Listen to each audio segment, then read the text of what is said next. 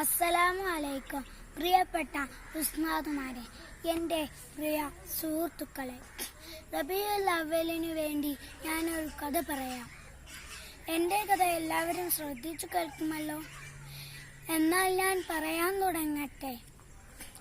എൻ്റെ കഥയുടെ പേരാണ് വിസ്മയിപ്പിച്ച വിരുന്നു സൽക്കാരം. ഖന്തഖ് യുദ്ധവേളയിൽ കൊടും വിശപ്പ് സഹിച്ച് കിടങ്ങി കീറിക്കൊണ്ടിരിക്കുകയായിരുന്നു നബിയും സ്വഹാബത്തും.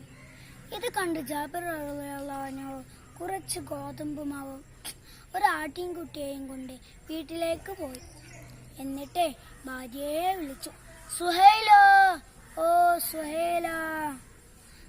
പരിഭ്രമത്തോടെയുള്ള വിളി കേട്ട് ഭാര്യ ഭർത്താവിന്റെ അടുക്കൽ വന്നു നിന്നു. നബിക്ക് വിശക്കുന്നു, നീ വേഗം ഭക്ഷണം ഉണ്ടാക്കി. അങ്ങനെ ജാബിർ റളിയല്ലാഹു അൻഹു ആട്ടിൻകുട്ടിയെ അറുത്തു. ആട്ടിൻകുട്ടിയെ അറുക്കുന്നത് 4ഉം 2ഉം വയസ്സുള്ള കുട്ടികൾ കാണുന്നുണ്ടായിരുന്നു. അങ്ങനെ ജാബിർ റളിയല്ലാഹു അൻഹു നബിയെ വിളിക്കാൻ പോയി. അപ്പോൾ മൂത്തവൻ അനിയനോട് ചോദിച്ചു, ഉപ്പ ആടിനെ അറുത്ത പോലെ ഞാൻ നിന്നെ അറുക്കട്ടെ? അങ്ങനെ മൂത്തവൻ അനിയനെ അറുത്തു. സുബ്ഹാനല്ലാഹ്! ഇക്കാക്കയെ ദയനീയമായി നോക്കിക്കൊണ്ട് കണ്ണുകൾ അടഞ്ഞു. ഇന്നലില്ല